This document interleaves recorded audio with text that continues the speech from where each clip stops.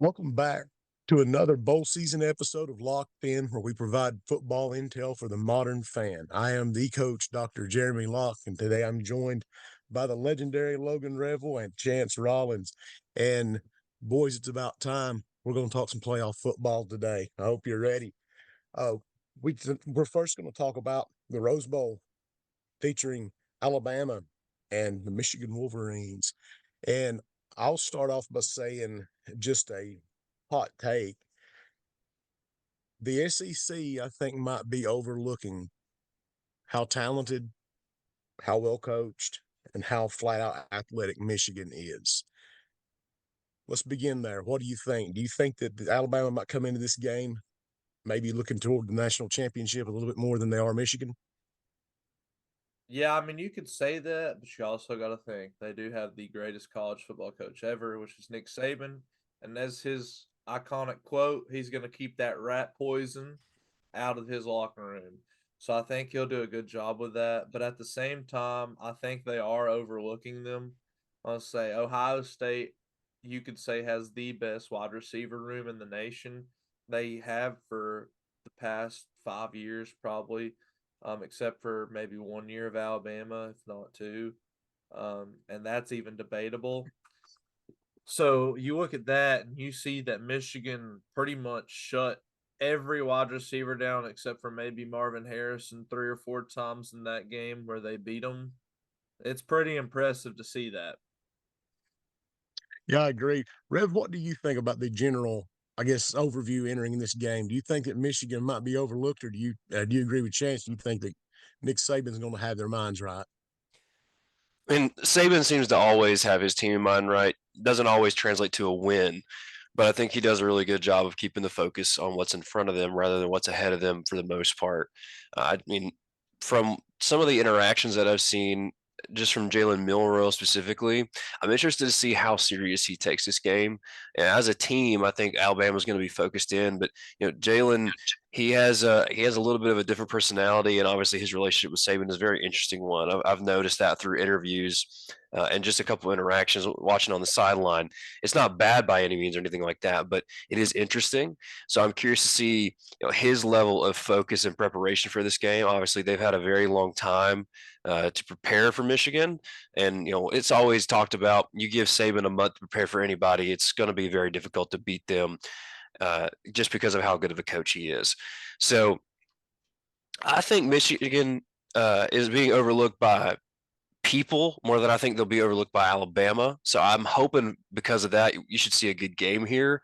But at the same time, Michigan, despite I think even Alabama's focus on them, they have a complete team, and I think that the benefit, or I guess, or maybe even the weakness, depending on how you look at it, of people's view of the Big Ten, and especially this year, could possibly skew some of those Alabama players' minds just with the strength of this team that they're going to be facing against.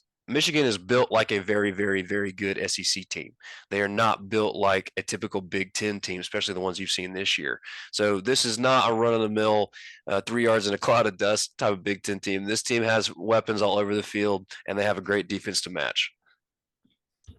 Sounds about right. And I think that too, one of the things that we talk a lot about is that the perception of people of a team or a game, I think, can be far different from what's going on in the locker room. And I think you got to trust Saban going into any game. He should have the tide ready to roll. So, in terms of just starting out watching this game, could you give me a few pointers about where people's eyes should be as they watch? Like, maybe could be, concepts, could be, names. What do we need to be watching when this game's kicking off? I think the key points of the games are going to be what can Jalen Milroe make happen? I'll say a lot of people are overlooking J.J. McCarthy. I think J.J. McCarthy's pretty set in stone that he's going to be good. He can place the ball, he can extend the play, he can do whatever he wants. Say the dude is legit. Say not a lot of people put a lot of stock into him, but as we'll watch later, J.J. McCarthy is a gamer. So he's really good. So I think that he'll be fine. But Milroe's the guy that you don't really know what you're going to get out of Milroe. Say, but you can always expect something to happen with him. Say Michigan runs a lot of cover 2 man and man coverage in general. So we should see a lot of that today. I mean, it should be a pretty good battle, and I think that in order for Alabama to be consistent throwing the ball, they're going to have really good placed passes by Milroe and a few extended plays by Milroe where he's looking downfield and throws a good ball on a rope into a window. And I'll say that's probably going to be one of the key points to the game. I think that the running game for both teams is going to be about what it usually is for both teams. Say maybe 3 or 4 yards a carry, maybe a little less than average, I guess. Um, but I'll say the passing game's where it's going to get you. Say look for Alabama to also run some man coverage. Usually the elite teams this year all run some form of man coverage, and usually it's cover two, just so they don't get beat over top. And I mean that's basically what the NFL has resorted to, I guess. Um, just a cover two form of defense because they don't want to get beat over top. So look for underneath throws with placement mainly on the outside and in the flats, and also look for JJ McCarthy to make some throws across the middle and to extend some plays. So, Red, what do you see happening? Where should people be watching? And to add to what, because a lot of the things that Chance covered are really big category items. Do you see, in addition to maybe an observation or two, like what could be an X factor in this game? Maybe something that we're not thinking about. First thing would just be Jalen Milroe's ball, the ball that he throws. We were actually watching film ahead of recording, and there were multiple throws in that film that we'll show later where you can see the ball flutter a little bit, take a bit more time to get there. It's very it's not very noticeable by a lot of people, and the ball still gets to the location that he wants it to. I mean, he threw some very good balls against Georgia that we'll see, but the angle of the ball and the turnover of the ball, a lot of times that nose does not turn over, and what that means is when a quarterback throws the ball, the nose of the football is pointed up into the air, and then as it drops, it's supposed to turn over where the nose then points down, and that's what you want to see from quarterbacks, or just in general as a receiver. You want to see that nose turn, gets to its target quickly, and it's part of the better flight pattern for the football in the air. And there are multiple throws that I've seen from him where it hangs a bit and it doesn't turn over. And normally not a factor for Alabama or the receivers, but with a very good defense like Michigan, with DBs that have shown that they're very, very capable of manning up great receivers, as Chance talked about against Ohio State, that ball could come into an effect with a DB, having an extra step, or even if they've noticed this themselves, where they're trying to make a play on the ball and they're able to find it because it's just hanging for a millisecond longer than it should. And if that happens, and if Michigan take advantage, all of a sudden you're going to have a turnover here or a turnover there, and depending on where it happens on the field or just stopping a scoring drive, you're talking about a big swing in the game. And then another one, I think Michigan is discounted. Their offense is discounted because they play how they feel like they need to win the game. When it comes to Michigan versus Penn State earlier on in the year, it was highly touted game. I think both teams were in the top 10, and Michigan, it was a close game by score metrics and by people who are just looking at stats. When you watch the game, Michigan controlled it almost the entire time. I think they threw the ball for like 11 times. That was all that was required to beat them. They ran the ball because that's what they wanted to do. They wanted to have game control, clock control, and they had field position advantage. And they just manhandled Penn State all over the field. So tight game score wise, but a great game for Michigan. But then you look at Ohio State when they played, and all of a sudden, while they did run the ball effectively at times, they threw the ball a whole lot more with great success. Obviously, JJ McCarthy, as Chance said, he's a great quarterback. He can absolutely make some incredible throws. He's great on his feet. He typically makes very good decisions. He's not going to turn the ball over a whole lot. That's just kind of how he plays it. So if they feel like they need to be able to throw this ball to win, I think they can. I don't think a lot of people do think that. I think they discredit their offense more than they should. And if it comes to, okay, we need to buckle down here and run this football at them, I also think they can do that.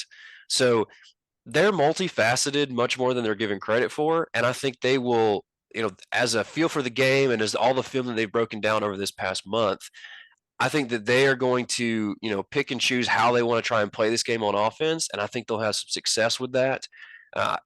Alabama's defense is good, and they're gonna, they'll give them get them stops, and they'll do what they can. But I think overall, Michigan's offense has more of an ability to move the football than anyone gives them credit for.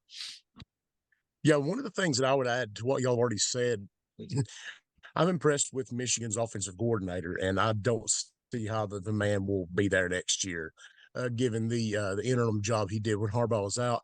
And one of the things I like so much about what that Coach Moore does with the offense, it's like you said, if he wants to sit, if the run's working, the man will sit down and run the ball 60 times a game and Mhm. not care about the pass. There's no sense of balance in his mind when something is working. He presses the gas, and that's honestly really really rare, because even in this bowl season we've seen OCs get their teams in trouble because they lean too heavily to one side, especially to the pass. Moore is very good at keeping Michigan on schedule and up to or ahead of the chain, so I think that won't change tonight. Also, I would mention Blake Corum, the running back from Michigan. Mhm. He's a standout player, and I think people ought to be. For instance, last year he didn't play in the playoff. If I think I'm correct in saying that. That was a huge deal. He is going to be in the game today. I expect to see him do something against Alabama. So, with the preliminaries being covered, do you want to move on to film?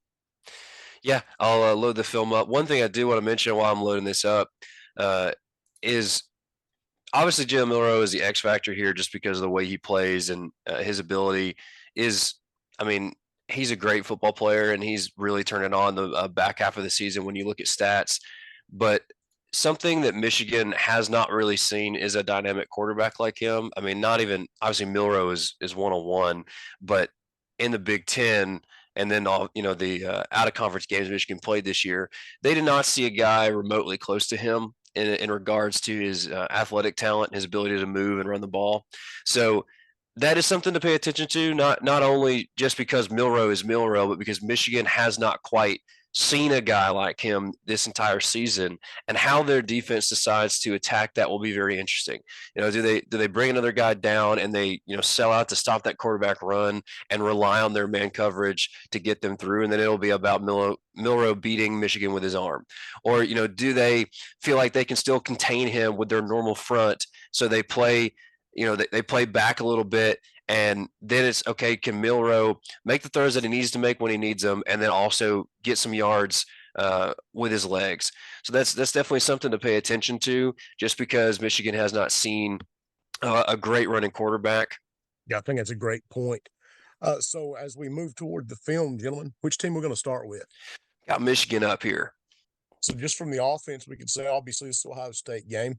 Here, you're going to see Michigan in their answer to trips, to middle of the field setup. You got trips right. One of the basic spread sets. We're definitely going to see a lot of this tonight, and here is Michigan's answer to it. What do you see when you look at this? You see a very intense and aggressive cover two man. That's what I would say it is. Say they're not playing too far, off the ball. I mean, they're about 5 yards, 6 yards. So I mean, they're not 10 yards away that scared. But I mean, they're gonna try to make contact with you within five, and they're gonna try to play close without or throughout the play. And you see here, they play very close to Mr. Marvin Harrison, who was pronounced as the greatest college football wide receiver this year. And what happens? Well, they pick off Kyle McCord playing that close. I mean, I don't know if it's just Marvin Harrison being lazy or whatnot, but I mean, you wouldn't think it would be. I said, what you think is you get a jam here within 5 yards in that man coverage, and he just makes play on the ball when Kyle throws it to him. And that's just Michigan playing good defense. It's all you could say. I mean, you see Marvin takes that step inside, and that Michigan DB just goes right over top of him to get the ball. So there's Play not like that strikes me as that cornerback knows exactly what's coming.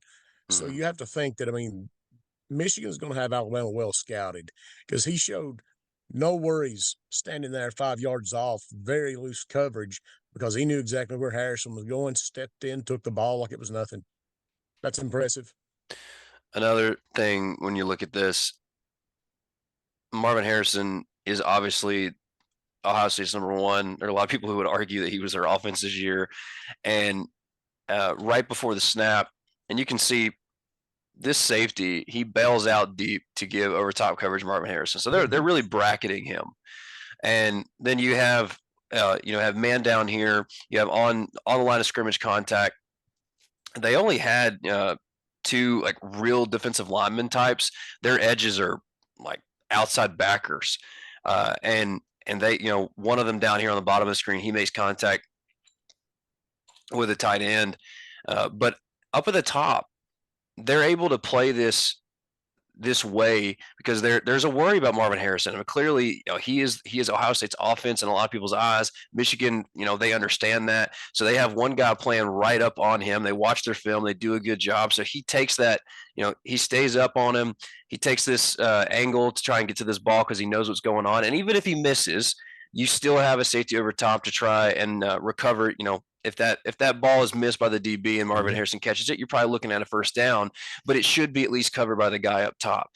What'll be interesting for Alabama or playing against Alabama, Alabama does not have a Marvin Harrison Jr. that is just a standout. They have Burton and Bond, I believe, are their number one. I think they go back and forth between who would be considered wide receiver number one. But will we see Michigan play where they feel like they need to bracket one of them on a constant basis? Or are we going to see rotations as far as their coverage? Are they going to play more actual cover two where you get two guys deep and then it's just man up underneath? Are they going to bracket one person? It'll be interesting to see how they decide to play this, just because Alabama does not have the perceived threat of a true number one receiver the way Ohio State does. so Before we move on, I would say that they also do a very good job of allocating their defenders on this. They have both sides of the field very well covered, and the linebackers in the middle are honestly free to make movement to either side. So if you look at this, look how quickly they have three defenders in the area of Harrison. That's pretty impressive on the single side of a trip's play. So they got a good idea here. Mm-hmm. Yeah, the linebacker is in the way of the out route. If this ball is not, if the route's not jumped the way the corner jumps it, then you have a linebacker who is hopefully trying to get there quick enough in the route, in the middle of the route, to make that play if it extends through. And then you have the safety over top, like we talked about. Really good defense, good alignment. saying they had leverage to both sides. I mean, that's a really, good for them. That's a really good idea. saying they all do a really good job of keeping their eyes on the quarterback to see when and where that he's going to throw the ball, because you see their linebacker and the corner immediately react to Kyle McCord's head movement and the throw. Mm-hmm. Good observation. Yeah, I would say it's really good, Michigan's defense. So I have a lot of faith in it later today. Say here, we'll just see JJ McCarthy making a great throw. I'll say this dude could hit the smallest window that you've ever seen. I say watch this play keep going. It'll show you an even better view. I mean, right over that dude's head and in between both of the two defenders right there. So that is a great ball. It's a controversial play, great ball. I mean, JJ McCarthy is special. I mean, you can't say otherwise. A lot of people don't like to give him credit. But I mean, I didn't either before watching all the film I've watched of him. But JJ McCarthy is legit. I think that he will be one of the key aspects in Michigan winning later today. Ohio State fans, he was down. I say, well, yeah, we'll say it. He is down, but it's okay. Say here again is just JJ McCarthy being able to extend plays, and also while extending plays, while on the run, while being pressured, place a ball, pinpoint on the sideline so his receiver can stay in bounds and get the first down. Say big time plays. something I want to mention before we move away from these couple of Michigan offensive plays. Both of these came from a variation of what we could call a shotgun wing T setup, whether it turns into a twins look on the left side on this particular play, or whether on the other, you have, or a trips look, excuse me, you have a twins look with a single receiver on the other side. And what I think that the Michigan forces you to do right there, that you have to respect the ability that they have to run the ball out of these fronts. They have a great offensive line. They have a great running back. So they're lining up in tighter formations to make you commit the extra defender. And then they have a quarterback who can put one on a dime. That is really, really hard to contend with if you're a defense. Yeah, I don't disagree with you there. And also you can see that Ohio State's also running man coverage. Saying Ohio State's defense isn't no slouch. I mean, you watched them No. against Missouri, which is a really good Great football defense. team. They have a great defense, and they probably would have beat Missouri with a quarterback. Um, and I'm not gonna lie, like their defense probably is one of the best, if not the best in the nation, in my opinion, just because they're athletes and the way they get to the quarterback. And you could see JJ McCarthy just being able to make plays even against this defense. Coverage is good here. Pass rush is good here from Ohio State. They do everything correct on defense, other than disengaging a little bit down on the bottom of the screen to try and contain JJ in the pocket. They don't do that, so JJ's able to escape a little bit. Maybe a slight hold, but it's fine. No one's going to call that. And JJ has good pocket awareness. He has a good clock in his head, like we talked about with the Tennessee quarterback yesterday. This is really good play from JJ. He escapes. Comes out of the pocket, keeps his eyes downfield, and then just makes an absolutely great throw. I mean, there's not very much you could do as defense here. He's right on top of him, and he just puts it like right out of bounds where his guy can go and get it. Fantastic play. I expect to see some very good throws from JJ in this Alabama game. Yeah, and see, my point is like, if you're Alabama, how do you defend this? It's like, how can you be in a better position to defend this? Like, I honest to God, do not know how you could be in a better position to defend this. So you can't. Yeah, I mean There are that's some all it plays is. that are indefensible. And Michigan seems to have a lot of them, and that's very rare. So they are an elite football team. Here, we're going to see the other side of the ball. You'll see Michigan running their man two over top. And Marv gets free on this one just by a little bit. And so dude reacts a little early, goes for Marv just so he doesn't score a touchdown. But, I mean, that's still good coverage, man on man, saying his safety don't even help him. So there's no help. They get to McCord. McCord steps up in the pocket. And the thing about this is, when you see that rush get back there today against Alabama, do you think that Jalen Milroe is going to be stepping up into the pocket, looking downfield, and throwing the ball 40 yards to a wide open receiver that has been in man coverage? I said, that dude ain't even wide open. Marvin Harrison ain't even wide open, and he's the best wide receiver in college football. So, I mean, do you really think Jalen Milroe is going to do that? I said, I think it's more likely that Jalen Milroe tries to get a few yards. So I don't think you see a play like this today where he just escapes up the middle and just throws a dot. So I think what you see is Jalen Milroe try to get it 3 or 4 yards. That's about all he gets, if that. You know something on that too that's worth pointing out. Look how well that those defensive linemen broke off of the pass rush and just escorted the quarterback up the field. So watch these guys. Man, that is something else, and that is some heavy training because these guys come together. This middle linebacker is going to come up, and they're going to have 3 men pyramiding the quarterback if he tries to run the football right there. Yeah, that's something I was going to point out. So your edge guys, they go around, they beat their guys. McCord does a good job stepping in the pocket, stepping away from the rush. That's his best lane here. Yep. One place to escape, he takes it. But then immediately the recognition from the DTs here to disengage, to funnel him up. And if he's gonna throw that ball or he's gonna take a big hit.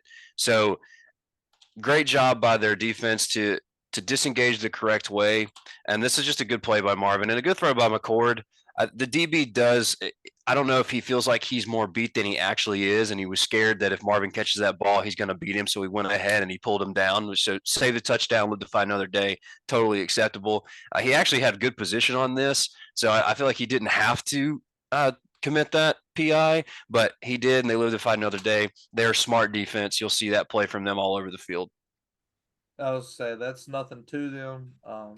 Here again, we'll see another play by Kyle McCord. That's just this little screen to Travion Henderson. And I mean, Michigan is coming at you. So they have you covered everywhere. So you have a running back come out the field, they see it. So they all see it. So it don't matter if you're a corner. Say, look at Michigan's corner right here. Corners aren't big. Corners are small. They're not known for hitting. And I mean, lays Travion Henderson out, who's not small. That dude's a good 220, 230. That dude is a load. And that you got this small corner over here who might be 180, 190 pounds, just comes and waylays, comes crashing down. So you don't see that from corners often. And I think it has to, you can give a testament to their cover two over top. Say you see, if you leave it there, Rev, you'll see this guy roll from his linebacker spot into a safety spot, covering his half of the field along with number 9 over here, and this safety stepping up. And that gives the corner the freedom to come up and make a play on the running back and not have to worry about the receiver lined up on him right here to beat him over top because he has help. Yeah, that's exactly right. I was going to point that very same thing out. How they roll their coverage a little bit. They leave the safety that's in the middle of the field. He stays in that zone while the outside backer gets depth to take that deep threat away, and so the corner can play free. Also, just really good recognition right here from the corner. His eyes are right where they need to be. He can see the receiver is crossing his face, but he knows he has help behind him, so he's not really that concerned with it. He's looking at the quarterback. He sees the rollout from the running back here, and as soon as that ball leaves McCord's hands, he instantly puts his foot in the ground and he goes and takes it. He also good angle. He's outside hitting in, and he knows, hey, if I miss this, if something happens here where I don't, this guy bounces off of me, I have which was the safety who rolled down. I have a backer and another safety on my inside. They're going to help clean this up if for some reason, I don't lay this guy out on my own. So just good angles, good eyes, good footwork, and just good defense all around. Yeah, and again, you see something that calls back to the earlier pass play whenever they funneled McCord in and followed up the field to keep him from running. Even when we saw the pass to Harrison on the first clip we showed, Michigan is very intentional about leveraging the receivers to both sides. And that, I think that honestly, if right now my thought is if I were going to teach a defense, this is the team that I would use to teach it with. Mm-hmm. Because when you look at this, it's not just that the cornerback comes up and feels that, has the confidence that he can make this play. He's also got this linebacker who's coming in to help him. He's got a safety over top. 5 people are closing in on this ball carrier. There is no way he picks up a first down right here. And I think just simply watching these two, the corner who makes the tackle and the defender, number 29, it looks like, or 25, who comes in on his inside, there is no place for Henderson to go with the football. No place whatsoever. Which honestly, I think this is actually a Tampa 2 defense that they're running here, and that's even more of a testament to Michigan because you see that safety stay in the deep middle part of the field, and if it was man, I would say the corner would have the running back technically because you see a wide receiver and a tight end, so technically it's not man. This is actually a Tampa 2, which makes this even more impressive. This is something we talked about in regards to Iowa's defense, and they had a good defense this year. Iowa plays good team defense, and they don't have a lot of studs on their defensive side. They don't have a lot of studs anywhere, so they have to play good, sound defensive football and team defense. Michigan, they do have studs. They have some absolutely massive playmakers on both sides of the ball, but they don't just rely on their big players making big plays on defense. They also play great team defense. And you can see that with the way that they play. They play with confidence that they have guys behind them. They have guys to their left. They have guys to their right that are all going to do the right things. This is drilled correctly, in the offseason. This is practiced perfectly. This is good. This is good film study, good technique. All the right things are being taught here. All the right things are being executed by Michigan's defense. It just overall, as Locke said, this is a amazing picture of a combination, great technique, great defense, great scheme, and also just really good play. Yeah, and it's a good hit. See, And a great hit. It's a really good hit. Let's say here you'll see actually one thing I don't like about Michigan, and that is these two linebackers right here just making the wrong play. I'm gonna say we've talked about it before, and one step will kill you as a linebacker. One wrong step will kill you as a linebacker. So we've talked about it. It happens here. There's just no outside contain. I don't know if it's just one-off play, but these linebackers step in because I think it's because this tight end. You'll see this tight end go in, but it's more honestly like just a zone blocking scheme. So I mean, I honestly they see them step left. They shouldn't be stepping here. Say they both do. You should honestly see them stepping more to the right than they do and getting outside and coming down. But that's just not what happens. Say, I don't like this play. I think that if Alabama wants to do something, they could probably run some option with Jalen Milroe and Roydell Williams here with Roydell off the edge and have Jalen looking in B gap or C gap to just keep it. So, I mean, that is something to look at because Jalen Milroe can run. And, I mean, Michigan honestly hasn't really seen anybody run the ball from quarterback this year.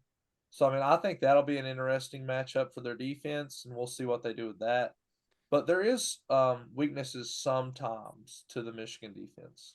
Yeah, the defensive end here on the top of the screen, he doesn't get cracked or anything by that receiver who's lined up outside of him. He engages with that offensive lineman.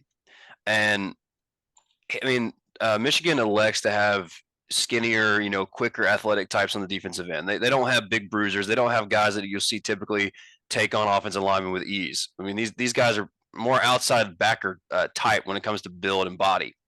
And you get your hands on a guy like that when you're an offensive lineman or you're a big tight end. You're going to have issues. And I don't like the way that he goes and attacks the body of that outside blocker there. I'm not a fan of that, just because you can see what happens is, he gets stuck inside. Now his expectation is, well, okay, I've got a corner on the outside of me and I have backers behind me that should be flowing to this.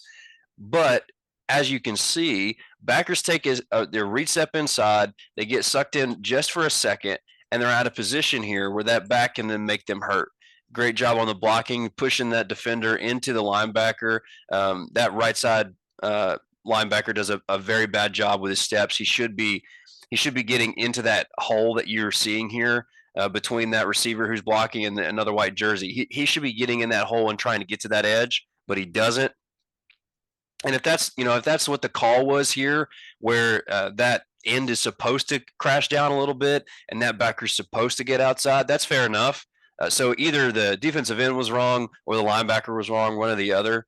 But even with a busted play per se, not sound defense, this play only goes for what, 10 yards. And honestly, I would chalk that up to that corner being in good position. Say he attacks the outside shoulder of their receiver right here. And in order to do that, he runs their running back to the sideline, and he doesn't get any more yards. Say, he could have gotten a lot more out of that if he wasn't touched. And also a benefit of having two safeties. You have two guys in the back of the defense who are able to help on busted plays. They're able to help on run support. They're able to make sure on deep passing plays they're not able to get those completions because they're over the top covering. So Michigan likes that two safety look for good reason. It's effective, especially for their defense. So you're not gonna see them give away too many big plays because they don't allow that with the way they scheme things up. Yeah, and we'll get back to Michigan on the offensive side of the ball. Say you'll see Ohio State running a man defense, and JJ McCarthy not really seeing anything open, but when he sees that, he decides, hey, so there's some pressure back here. Nobody's really open. I can't just stand here. So it's 2nd and 6. Let me go make a play here, and he does. It's really good eyes too from him. There are quarterbacks you'll see run all the time, and there are plenty of them. They get a couple yards in front of them, they slide, they go down, they go out of bounds. And he easily could have, he could have got this first down and gone out of bounds, but his eyes are downfield, and he sees two defenders who have already committed to the outside, and he sees he's got that's his running back, I believe, or receiver, either one. No, He that's sees running back. okay, he's got a blocker ready to. So as soon as 22 tries to turn around, he's going to run into number 2. Even just his body being in the way is going to block enough. So JJ sees that, he cuts into the inside, and he gets 10 more yards out of it. So yeah, that's Blake the Great Corum, as they call him over in Michigan, and we'll actually see him right here get a touch on the ball, and you just see him make a great cut right here. So he's really good. And he can hide behind his big offensive line because Blake Corum isn't too big. He's like 5'8", I think. So he can hide and really just set in behind his line and wait for a hole to open. And when it does, all he has to do is jab his foot and he is gone. So he has really good acceleration. He's like his strides aren't that great. He's not that fast long distance. It's probably because he has short legs. But so with that being said, his acceleration and his get up is really good. So that's why he's able to make that one cut and just go with it. And you can see him do that really well here. He'll just sink in behind his line, make that cut. I know you probably love this play right here, Lock. So you tend to like this type of back and you tend to like this type of play. Yeah. Just a little cutback right here. Yeah, I mean, all this is, my argument always on running is if you know how to teach the inside zone blocking scheme, so many good things can happen for you. Because all this is doing, if you watch Ohio State's defense play out, they are simply putting defenders where they're already going. You get a couple double teams in the middle, but if you watch what happens, this tackle peels off, gets that outside linebacker because the H or the wing, whatever you want to call him, slides down and inserts as a lead blocker. Both of the other inside linebackers go to play the ISO play, and Corum knows exactly where his cutback is because this is built into the play. And if you let that crack open, fast back like this is going to be gone. And that this safety cannot come up and get in good enough position to tackle him because Corum knows exactly where he's going to. It's definitely one of my favorite plays. Every team I ever coach, you're going to see them run this well. Michigan does the same. Bad linebacker play from 22 here. He does not fill his gap. What he sees is the other gap that he's not responsible for. He feels like that's open because the other inside backer gets blocked, so he tries to scrape over. As far as knowing where you, this is a difference, I guess. Even with Ohio State's really good defense, something that we don't see Michigan do is we don't see them overstep their responsibility. They stay within what they are coached to do because they are expecting the other guys on their team to do their job. If they don't, that's on the other guy. It's not going to be on them. So here, 22 is worried about that B gap on the other side of him. That's not his gap. He needs to be coming up into this A. But instead, he feels like that's open. He thinks the running back's going to take it. Well, if you look on the middle of the screen here, and I think that's number 30 for Ohio State, he is coming down to help with that outside, the outside end coming into that gap. The inside backer took the block on, and he has help to his left. Now, he also, he should know he has help behind him, but help behind him is going to be a little bit more of a, as far as more yards for the running back. So he takes a second, he looks the wrong way, he does not account for the gap that he should be responsible for, and they make him pay.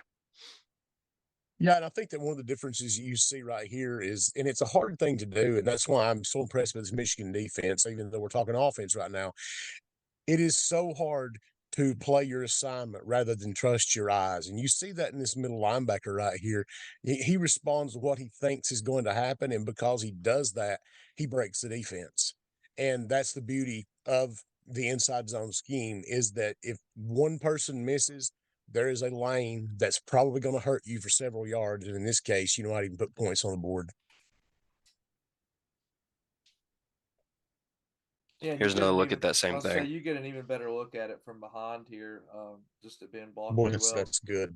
I was saying, and even six takes a bad step because he sees Blake take that inside step, and he steps with him, and Blake just takes another step outside, and six is burnt. So he's already beat his hips right there, and it's too late. So once you beat the hips, you beat the man. Right here, you'll just see Michigan running their cover two. This is their actual man, and I mean, he has help over top, and boy, does that safety help. Say, usually when you're in when you have coverage over top, say one thing that if it's a good coach and you're a good team, they will teach you.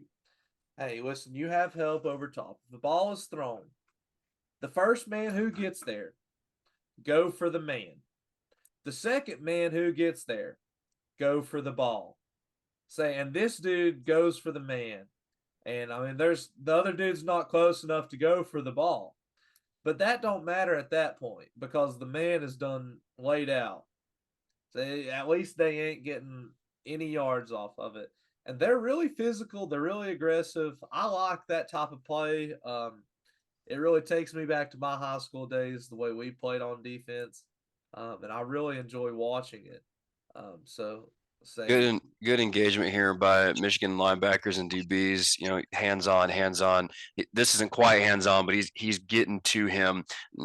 So again, we talk about aggressive DB play and aggressive pass coverage. They get hands on when they play man, and they know that they can because they have two guys that are on top of them with these safeties ready to help them if they miss, if they get disengaged, whatever, if they get burnt. Like in this situation, this outside backer, he gets burnt a little bit. Now he takes his eyes off his guy because he knows he has, and this is again what we're talking about, how impressive this defense is. He knows he has help behind him.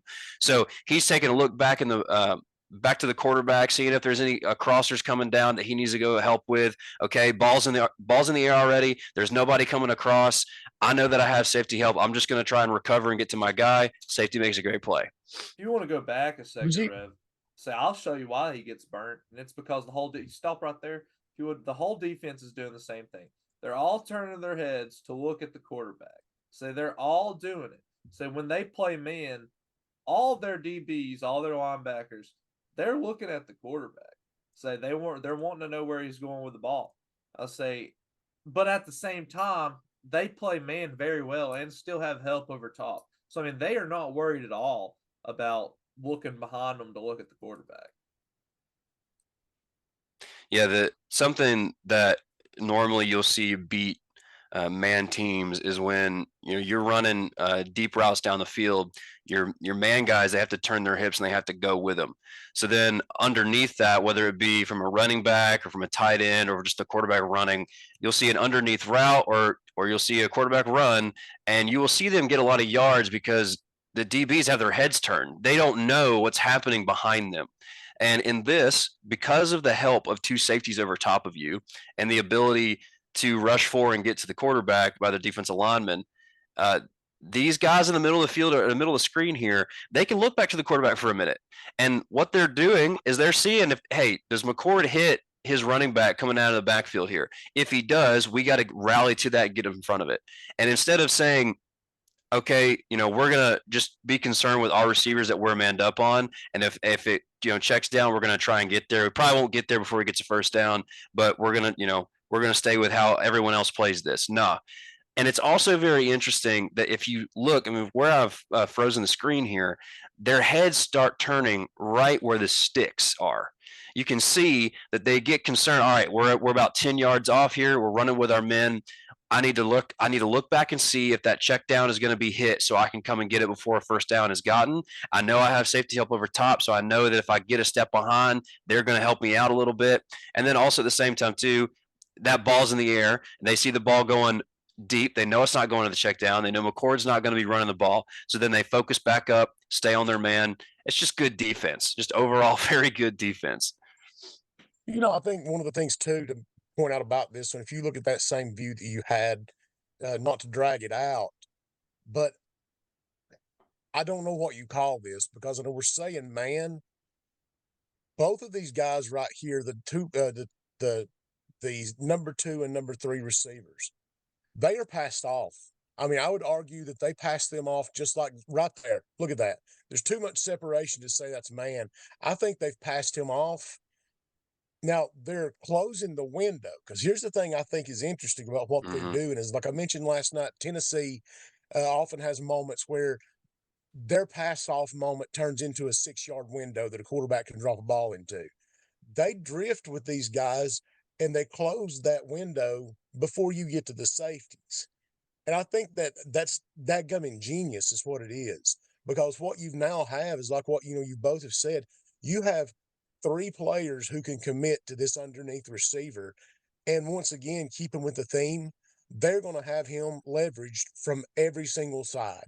There's no way without making just a walk on water play that underneath receiver could get a first down right here. He is honestly probably going to get 3 yards, and they're going to have to face a 3rd and 4, 3rd and 5.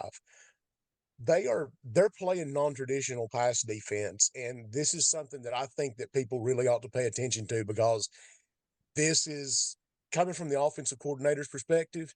You are forcing that quarterback to throw this into an impossible window with a receiver who is going to get his teeth knocked out the back of his helmet if he tries to make a play on the ball. This is, I mean, I guess it just keeps going with what we're saying. This is pretty well beyond. I mean, they're doing things that most people I don't think are doing. Yeah, I mean it's only because their defense gels so well together. I mean, you got to think like there's no way they can just pass these people off. Like they're passing 2 guys off, you'd say to 1 safety really. So This is great preparation. It's great drilling. It's great technique. And it's also, I mean, this has to be repped and practiced to be able to be done like this. Like we pointed out where that when the pass off starts happening, where the eyes of these outside backers or the backers in general, when they start to turn back to the quarterback, it's almost robotic. Like you see 3 of them do it where they especially know their steps. They know steps. They know their clock. They know, okay, right. This is where the stick is. And it's also indicative of a good coaching point. All right. You're going to get 10 yards down the field and you're going to turn back. So you're going to stay with your man up to 10 yards. You're going to turn back to see the underneath. You're going to see what the quarterback is doing. And then if that ball is getting put into the air, you are still sinking back to the guy that you were on. And that is just very well taught. And it's also very well received by these players. They do exactly what they're coached to do.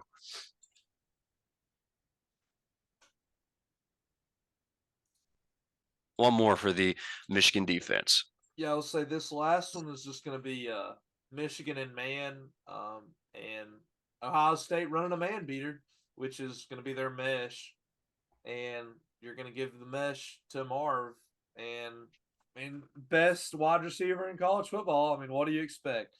Say he burns his man, gets open, and makes an athletic play to take it for a touchdown. Say, I do think Alabama can have some success in when Michigan's in man. I think it'll be limited success. But underneath, say when you run mesh, you get some Michigan players getting rubbed either by their own players or by some Ohio State players, or I guess Alabama today. Say you'll have somebody open. So you just gotta hope Jalen Milroe can set back there, not get pressured, put it where the ball needs to be, and not want to feel pressure and run. So that's what you're hoping for today.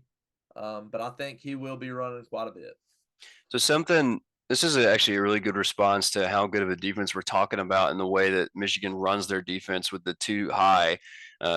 something that I would look for Alabama to do is this play in general, trying to get whether Burton or Bond in positions where he's going to be a mismatch with a linebacker. And in this, we talk about that pass off. We talk about that, the guy, that outside backer or the inside backer sometimes where they feel that, hey, we can play this underneath because we know we have guys up top. Well, if you let a guy pass you and your safety has to account for that guy running deep. Now, I mean, obviously this is played or this is ran this way. This play exists in order to beat this type of defense. But if you can get your most dynamic playmaker the way Ohio State does here for Marvin Harrison, if you can get him in matchups like this where it's going to be a linebacker covering him and your safeties are now occupied. So your safeties have to take those deeper guys that passed across the faces of the outside backers in coverage. So safeties then have to pick them up. Well, now if they've picked them up, you have a one-on-one with a linebacker versus Marvin Harrison Jr., or in this case, we're talking about with Alabama, so it would be Bond or Burton. I look to see Alabama try and do things like that in order to get some yards, in order to get some bigger plays down the field. Because if Michigan's safety here doesn't have to account for that guy, going deep, if the outside backer stays hip to hip with him, that safety has a little bit more of a leeway to see what's going on in front of him and can maybe break on the ball a little bit better and try and help against Marvin Harrison. This is just a good play. It's a good man beater, and the safeties have to account for those deeper threats. You hit the underneath to your best receiver. It's a good job by Ohio State, and I expect Alabama to do something pretty similar to this. Say, Locke, did you have anything to add coming out of the Michigan film that we just watched? No, I think that what Rev said right there is exactly what I would try to do. Michigan, the one thing that I think we can say on this defense that is done at an ingenious level, they close the window that opens between the second and third level of the defense very well on pass plays. So my money would be on exactly what Rev said. If I were Nick Saban, what my point would be to my offensive staff is they do a great job of closing the deep stuff. They're very good. They're rangy. They're athletic. They hit hard. Let's let them see if they can catch Bond, because that's exactly what Rev said. That's exactly what I would do. Because and I know we'll look at it here in a few minutes, but that little push pass that Milroe made to Bond, in my opinion, that is the play that won the SEC championship game, because Alabama looked, I think, in some ways better than Georgia, but they did not have like an X factor that could overcome Georgia altogether to get that win. And when they found Bond at the end of that game, they looked so much more like Alabama teams of the recent past that have been quite good, who have had the really speedy underneath receivers. And I think that's how they're going to have to beat Michigan. If they're going to beat them, is that they're going to have to find that underneath zone and trust their guys to make plays. Not going to be easy, but at the same time, I believe Alabama can do it, and they're going to make a ball game out of it because they're going to find the grass on the field and make Michigan have to catch fast players in space. Mm-hmm. Yeah, speaking of the So no, grass on the let's field, shift our focus. Yeah, that's what I was going to I'll say. say Let's speaking of shift our grass on the focus. field, Alabama does. I think Yeah. I've heard some rumblings about in the safari, in the grass. It's a lot easier to go on them trips when the elephants have the zebras on their side. And you surely hear a lot of talks about that. Oh, And salty Georgia fan. and you see that a lot, and so you'll have to see if that comes into effect tonight too. Say right here though, we'll just start out with old Block Browers over here, known for blocking, known for being an athlete, known for catching the ball and making things happen. Say Alabama keys in on them right here. And Michigan does a lot of this where they'll have like a wing and tight ends, and they'll go in motion, or after the play they'll pull, and you'll see it a lot. Said and 13 right here, he gets hands on. Let me just highlight him right here, I guess. So 13 right here, he gets hands on, and I mean, it's an easy block. He's going up against a smaller running back. So, I mean, or a wide receiver. I think it's Dominic Lovett. So, I mean, he gets off pretty fast and he gets right to Brock Bowers and takes him down for a good loss. It was a great way to start their Georgia's second possession for Alabama on defense. I think it gave them a lot One of of the things that momentum. I want to say about that play right there, that especially at this point in the game, Georgia runs right here this GH counter play. They run plays like this a lot. GH counter, then we'll see like the little pin and pull to the side. They have certain structures they use a lot. This play it's as dirty as a hog pen. Mm-hmm. That 13 makes this tackle right here. I mean, that's worth probably about $500,000 of NIL money just in that, because if you're coming from where I'm coming from, there is not a soul who is disciplined enough to think that Brock Bowers is going to come down that line and be an eligible receiver for the pass, because that's a counter play all the way whenever you see it. So, that's an elite read. Yeah, and also you got to think this is when Alabama switched their defense. This is Georgia's second possession on offense. Alabama changed their defense entirely after that first possession, and I mean to be able to do that, change from one possession to another and run just an entire different defense that's different. So that's pretty impressive. I think that's one of the key factors in Alabama. No matter what Michigan throws at them, they can pretty much run whatever because Nick Saban's such a good coach, especially on the defensive side of the ball. And you just see them hands on, man's on. 13 is going to get hands on Lovett. Say they run basically that cover 2-man look as well as most teams around the country do, saying hands on, man's on. He sees the run from the back, what it looks like, and then he sees Brock just peel off outside and he goes down on him. Say next right here, we'll just see Roydell Williams come off tackle, make a good running play. And, that looks pretty similar to that play we saw earlier against Michigan from Ohio State. So crazy enough, looks about like the same play. So, I mean, you should see some trouble with it. And what's even better about this one is if you roll it back from the beginning, you'll see misdirection. So you'll see the tight end go, or I guess he's a wing, but whatever you want to call him. I'll say I think that is one of their blocking tight ends. And you'll see a wide receiver in motion go to the other side of the field. You get steps from CJ, you get steps from Smile, you get steps from their other star hybrid player, Taki Smith.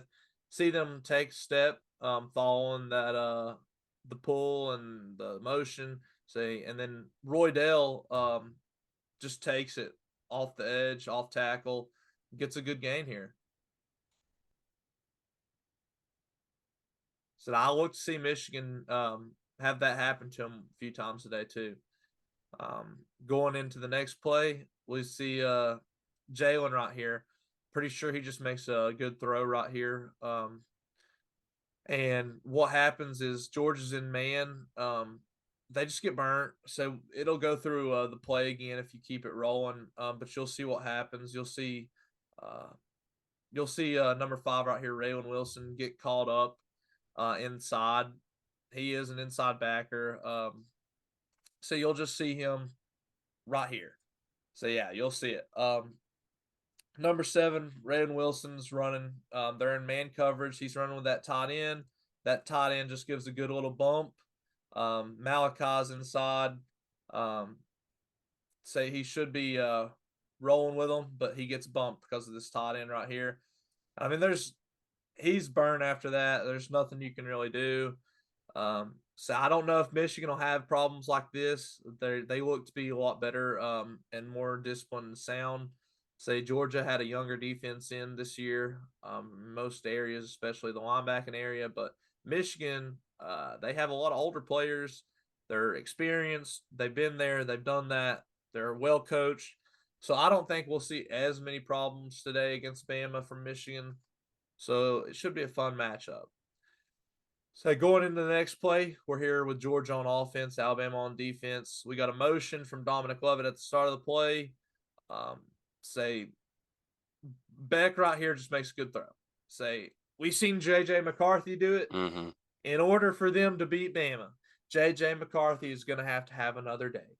He's going to be having to place balls in windows. I mean, we know he can do it. So, I mean, we'll see if it happens today. I believe it will. He's pretty consistent with his play. I have faith in him. Bama runs a pretty tight ship here on defense. They get to the quarterback. They will pressure McCarthy. They will make it hard for him to put balls in places that he wants to go. So, I mean, look for J.J. McCarthy to have to extend plays, throw on the run, and throw into tight spaces all day today. But, I mean, that's the same thing that Ohio State made him do, and he did it. He did it.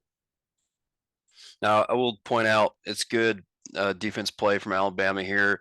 You have your edge guy who is coming off on the rush. He sees the running back come out of the backfield. He disengages and follows him out.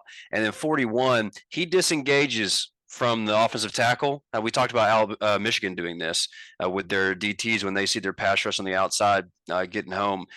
This defensive end here on the tackle, he stops and you can see him. I mean, he's now a yard off that tackle and he is just sitting there and contained because he knows on the other side he's got a guy coming in on the quarterback. So he's going to sit here and not let Carson Beck get out of the pocket from his angle and shuts it down.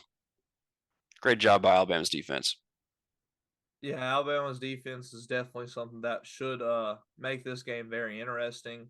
Say, Jalen Milroe will also make this game very interesting. You can see him make great plays, and this is one of them. Say, I know Locke hates number 6 right there. Dalen Everett. Say, Alabama targeted him a lot in this game. We'll see. They target him the next play too, but this is just pure man coverage, and he gets burnt by Isaiah Bond, and Jalen Milroe puts the ball in the right place. We'll see it again here. Jalen Milroe puts the ball to Jermaine Burton, who is, again, guarded by Dalen Everett. And, I mean, it's pretty good man coverage, better than the last play. So he's draped on him at the end of that play. But, I mean, good play, good ball, good catch. Say nothing you can really do against that one.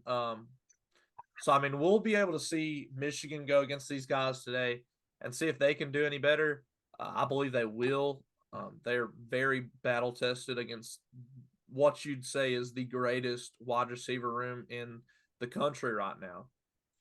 You know, one thing I want to say to add on what you said about Milroe, I wonder what effect that it has on a quarterback whenever you know that you have someone like Georgia's number 6 that you can pick on. I don't think he's going to have that against Michigan because I don't think there's that much of a weak link in that secondary. So he's going to have to find his guy today. And so I'm interested to see what that's going to look like when he has to get out there, and instead of knowing I can always go to number 6, instead of having that, maybe not an easy matchup, because I overblow my guess, it's hyperbole I use on number 6 for Georgia. He is not that bad, but he is the guy that gets picked on. He gets beat a lot in man coverage. I don't know that that's going to exist today for Milroe, so I'm interested to see how well he's going to do at finding that guy in game instead of having a kind of a security blanket that he can go to. On top of the fact that, while Michigan does run man, they still have a lot of times they have over the top safety help. And you're not going to have those one-on-one deeper shots. Miller's not going to have those as easily. If he's going to throw those, he's going to have to throw in some even tighter windows, not just because of the man draped on his receiver, but also because there's going to be a safety somewhere lurking. And even if their safety is not necessarily on the guy that he's trying to target, that is in his head where he is looking, and his eyes and his mind are thinking about, okay, there is a safety somewhere out here. And if he doesn't recognize where that is, one, you could see him throw a pick if he's not paying attention well enough and he's not recognizing where the safeties are going to be and where they're going to cover from. But at the same time, too, it also could just cause a little bit of an inaccurate ball or a scared ball, being worried that, oh, hey, there's a safety somewhere that I can't see. He's going to come in and take this ball away. Yeah, and that's the thing with Georgia. Georgia sends pressure when they blitz. When they blitz, they don't have help over the top. They like to get home. Say they want to force a bad throw into a tight window. So Michigan trust their 4 down linemen to get home, still making a play on the ball in tight coverage. And this is a completely, I guess, terrible human thought to just bring up. But you'd mentioned, the two possibilities about, having that safety help is that, it's in the receiver's back of the receiver's mind and the quarterback's mind. And it could also, it's going to tighten the window. And I'll tell you something that nobody wants to think about. When you've got those safeties, it's going to come down and jack somebody's, right in the teeth. Mm-hmm. You could knock them out of the game. True. And that's another thing that maybe, some people don't like to think about, but I'm going to tell you is a very present reality. And it's something I would think about if I were a defensive coordinator. If I have that safety help over the top, I want you to be thinking in the back of your mind as a receiver, they are coming to knock me out. And that can change the outlook of a game very quickly if you have a target who happens to get, maybe too big of a hit and gets hurt. So that's another factor to it that I don't think that we've mentioned yet, but just, the good old, just good old nasty factor. Yeah, I'll say from them plays we watched earlier, Michigan definitely has it. I don't know about Alabama. Michigan definitely has it. They like to get physical. And, Yep. I think Michigan can also have a few of these plays today where guys just get open. Say Georgia has, I put 3 of them in the film, but they have a few more than that. Say guys just get open. And that's just dudes being athletes, making good cuts on their routes. So I know Michigan isn't known for having athletic receivers, but they have some really, really good receivers who can run routes very well and make great cuts. So, I mean, you should be able to see them be fast, be athletic, run good routes, get open. So do we have the magical mill row? Yeah. Oh, this one right here, yeah, Magical Yeah. Mirror, yeah, right there. Say, this is gonna be a big thing in this game. So Milrow just makes plays. So out of nowhere, nowhere to go with it. There's a linebacker in front of him if he wants to run. There's 4 dudes behind him and all around him. So he can't really throw the ball over top or he's getting hit. He can't stop his motion. He can't go forward. So the only thing he can do is just toss it, just flip it out there to Isaiah Bond, and Isaiah Bond gets the first down on a 3rd and 2 in the 4th quarter to get the drive going and eventually just in the game. And see here, Milrow also has something that Michigan hasn't seen this year, and that's a quarterback that can run the ball very effectively with an option to let the running back run it. Saying Jalen Milrow seals the game right here with his running ability. So, I mean, we'll see that multiple times today. We'll see him make some spectacular plays. I'm sure of it. But with the good, I also think there comes the bad. Say Michigan has a very well coached defense. They play very physical. They play very aggressive. So I think Milrow throws at least 1 pick today. He's kept the ball in Alabama's hands for most of the year. But I think today he lets it slip loose once at least. And because of that, Michigan will get good field position. They will chew the clock, and they will do that all game long. They will control this game. Now, I'm not saying it won't be a good game. I'm not saying it won't be close, because it should be. Every game with Michigan that they play a good opponent usually turns out to be close. So, I mean, it should be a close game, but you should see them control the game. It will not look like Alabama has a chance, but it should be a close game on the scoreboard. Rev, any final thoughts? Just look to see how the Michigan defense handles Jalen Milrow, what they decide to do in regards to stopping his legs, to trying to stop the arm, if that's what they end up being concerned with, which I doubt. I think they're going to be more concerned with the legs, just because they haven't seen a guy like that. So I mean, I expect them to account for that a little bit. Then they may overcompensate a little bit for his ability to run, and Jalen Milrow might have an opportunity to take advantage of that with lighter coverage. And if he's able to make some throws when required, then Alabama has a much better shot in this game. But overall, if Michigan can account for the quarterback run well enough, they can handle it. which we don't know. We haven't seen them been able to do that yet because they Right. haven't had to face that. So that's really the point of the game for me, is if Michigan's defense handles the quarterback run, Michigan wins this game. And if Jalen Milroe on the opposite end, if he can make plays, if he can be magic, whether it's with his legs or if he just is able to really take advantage of a Michigan team that can't stop the quarterback run, so they have to commit more to it. That means that the coverage is going to be a lot lighter, and he'll be able to make some better or have some easier throws to make across the field. And then I think that is the scenario where you see Alabama getting this thing real close and possibly winning that football game. And that's I guess that's an easy take to say, but it'll just be.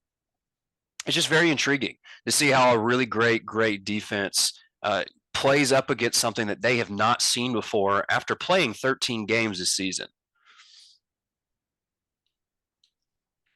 So, yeah, anything you would like to add to that, Locke? No, I think that the idea coming in is if Michigan can stay in their game plan, I think they've got a good shot to win this ball game. But if they have no answer from Milroe, then I think that Alabama's going to probably going to beat them.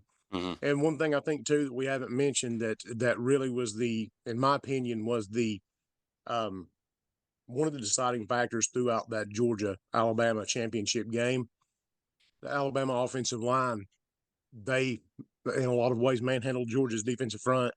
If they can do the same to Michigan, I think Alabama's going to win this ball game. And so to me, while I like everything about Michigan, I just find it really hard to go against Alabama because I think that Nick Saban will probably have something planned out. I'd like to see Michigan win this ball game, but I think that a lot of things are going to have to go right for them.